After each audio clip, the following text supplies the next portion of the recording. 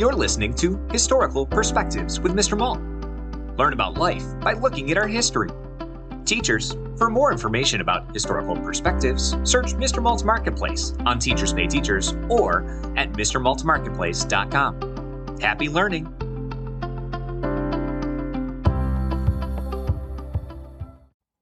Ruby Bridges. In New Orleans in 1960, there was a first grade classroom with only 2 people in it. One was a teacher, and one was a first grade girl who was black. Ruby Bridges was the only student in that classroom because she was black. Before that, Franz Elementary had been full of students and teachers. They were all white. White children went to separate schools from black children. That was called segregation. In 1954, the United States made that illegal. Schools were required to welcome children of every skin color in the same classrooms. That was called integration. Still, some states didn't listen and kept their schools separate. Change wasn't happening fast enough. So the U.S. government made another decision to make states integrate schools faster. Black students took a test to see if they would be successful in white schools near them.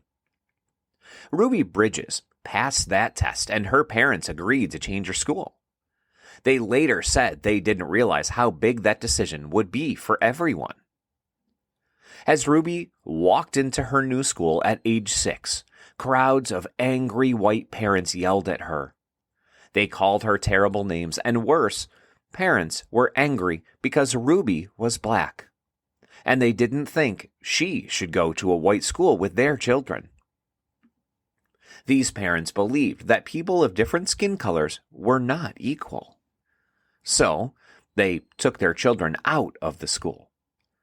The crowd was so dangerous that 4 police officers and Ruby's mother walked her to and from school every day to protect her.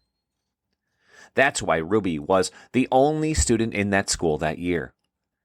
One teacher wanted to teach Ruby. Barbara Henry taught Ruby one-on-one in an otherwise empty classroom all year.